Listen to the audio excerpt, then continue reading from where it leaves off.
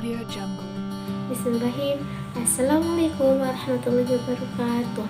Halo semuanya, perkenalkan nama saya Anissa Monika. Saya mahasiswa D3 Keperawatan tingkat 1 Stikes Akpid Wijaya Husada Kota Bogor. Tujuan saya membuat video ini untuk memenuhi tugas mata kuliah, yaitu praktik anatomi fisiologi. Materi yang akan saya bahas yaitu mengenai sistem kardiovaskular. Saya akan memberikan hasil gambaran saya sendiri, yaitu gambar kardiovaskularnya seperti ini. Ini adalah gambar saya sendiri mengenai gambar kardiovaskular. Kita lanjut aja, kita langsung ke pembahasan.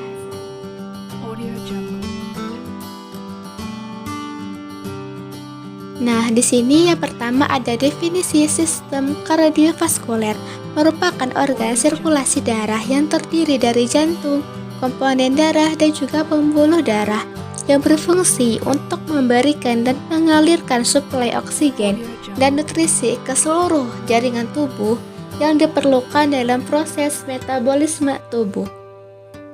Selanjutnya, sistem kardiovaskuler memerlukan banyak mekanisme yang bervariasi agar fungsi regulasinya dapat merespon aktivitas tubuh. Salah satunya adalah meningkatkan aktivitas suplai darah agar aktivitas jaringan dapat terpenuhi. Pada keadaan berat, aliran darah tersebut lebih banyak diarahkan pada organ-organ vital seperti jantung dan otak yang berfungsi memelihara dan mempertahankan sistem sirkulasi itu sendiri.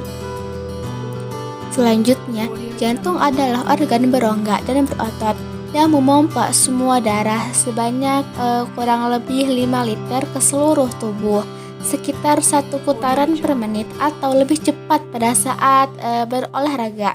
Darah mengalir melalui jaringan pembuluh yang mencapai semua bagian tubuh. Arteri membawa darah dari jantung ke pembuluh-pembuluh yang lebih kecil, lalu ke kapiler-kapiler dan kemudian berbalik memasuki jaringan vena yang membawa darah kembali ke jantung. Nah, di sini ada bagian-bagian jantung. Yang pertama ada ruang jantung. Organ ini terdiri dari 4 ruang, yaitu 2 atrium dan 2 ventrikel. Jantung juga terbagi menjadi 2 bagian. Yang pertama ada jantung kanan dan juga jantung kiri. Masing-masing bagian memiliki 1 atrium dan 1 ventrikel.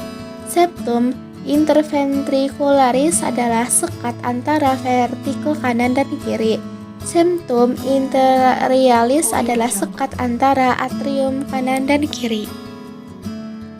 Ada atrium kanan menerima darah dioksigenasi dari tubuh melalui vena cava superior dan inferior.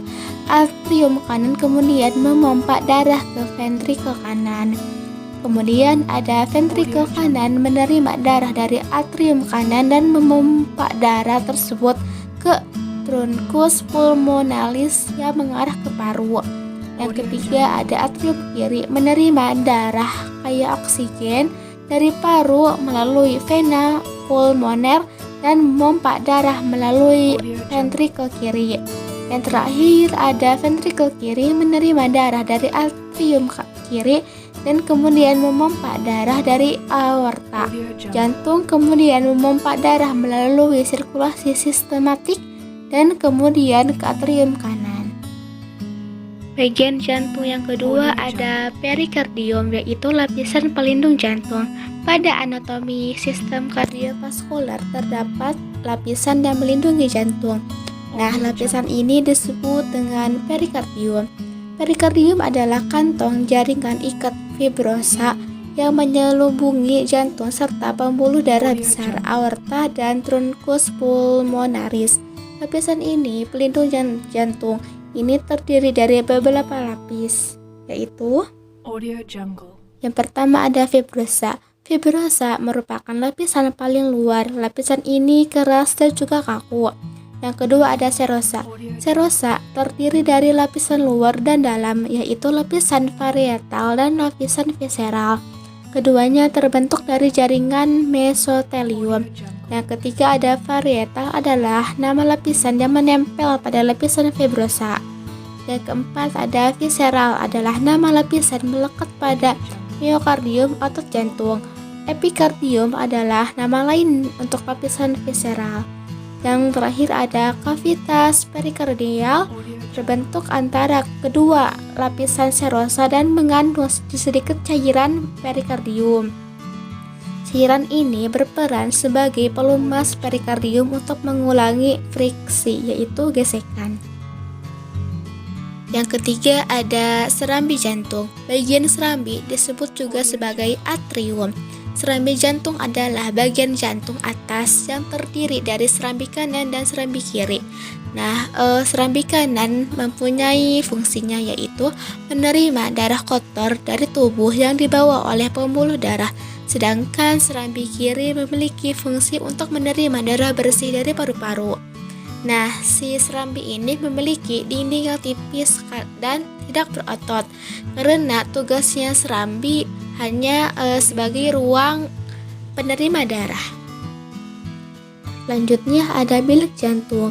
Bilik jantung merupakan bagian bawah dari ruangan jantung yang ada di sebelah kanan dan kiri. Pada bagian ini biasanya lebih dikenal sebagai ventricle.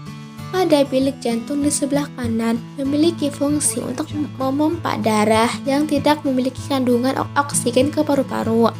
Kemudian pada bilik jantung di sebelah kiri berfungsi untuk memompa darah keluar melalui katup aorta menuju ke dalam lengkungan aorta dan dialirkan ke seluruh tubuh.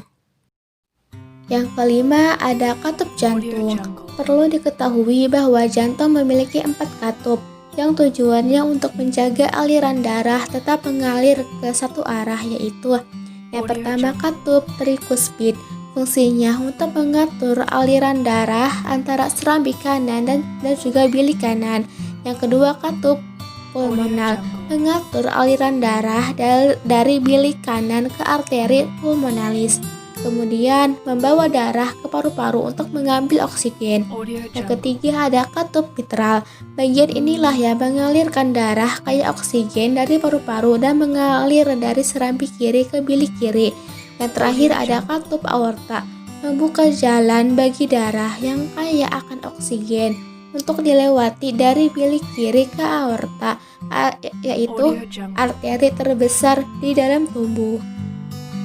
Lalu yang keenam ada pembuluh darah. Pembuluh darah besar memiliki 3 lapisan. Lapisan tersebut adalah tunika. Yang pertama ada intima, terdiri dari endodel dan lamina elastica interna. Yang kedua ada media, terdiri dari otot polos dengan serabut elastis. Lapisan ini berperan dalam vasokonstriksi dan vasodilatasi pembuluh darah. Yang ketiga ada adventitia atau lapisan eksterna, tersusun atas jaringan ikat yang mengandung kolagen dan serat elastin. Lapisan ini membantu melekatkan pembuluh darah ke struktur terdekat.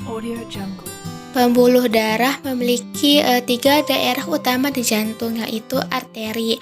Bagian ini berfungsi membawa darah yang kaya oksigen dari jantung ke tubuh lainnya. Dinding arteri cukup elastis sehingga mampu menjaga tekanan darah tetap konsisten. Vena yaitu berbeda dengan arteri. Pembuluh darah yang satu ini membawa darah dengan sedikit kandungan oksigen dari seluruh tubuh untuk kembali ke jantung. Dibandingkan dengan arteri, vena memiliki dinding tubuh yang lebih tipis. Yang ketiga ada kapiler, memiliki dinding yang sangat tipis. Bagian pembuluh darah kapiler ini menghubungkan arteri kecil dengan vena terkecil. Nah, yang terakhir ada siklus jantung. Siklus jantung ini adalah urutan kejadian yang terjadi pada saat jantung berdetak. Berikut ada 2 fase siklus jantung, yaitu sistol, merupakan jaringan otot jantung yang sedang berkontraksi untuk memompa darah keluar dari ventrikel. Dan juga ada diastol, yaitu otot jantung rileks terjadi pada saat pengisian darah di jantung. Perlu diketahui bahwa tekanan darah akan meningkat di arteri utama selama sistol ventrikel dan menurun selama diastole ventricle. Hal tersebut menyebabkan dua angka yang terkait dengan tekanan darah. Tekanan darah sistolik adalah angka yang lebih tinggi dan tekanan darah diastolik adalah angka yang lebih rendah. Cara kerja jantung. Tugas utama jantung adalah memompa dan menyuplai darah ke seluruh tubuh. Proses ini tidaklah sederhana, berikut penjelasannya dalam bentuk gambar. Nah, ketika jantung berdenyut, ruang jantung mengendur dan terisi oleh darah disebut diastol. Kemudian jantung berkontraksi dan memompa darah keluar dari ruang jantung disebut sistol. Kedua serambi dan bilik mengendur serta berkontraksi secara bersamaan. Darah kotor dari tubuh mengalir melalui dua vena besar menuju ke dalam atrium kanan. Apa sih fungsi dari sistem kardiovaskuler ini?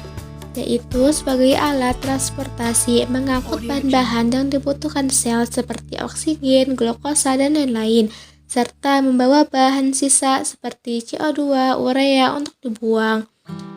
Sebagai pengatur atau regulasi yang berperan dalam menyampaikan hormon ke organ target, serta berperan dalam regulasi suhu.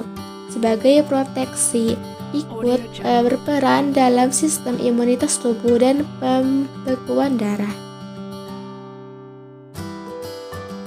Sekian video dari saya. Kurang lebihnya saya mohon maaf karena banyak banget kekurangan, kesalahan karena saya masih tahap belajar, dan semoga bermanfaat ya. Wabillahi taufiq wal hidayah. Wassalamualaikum warahmatullahi wabarakatuh.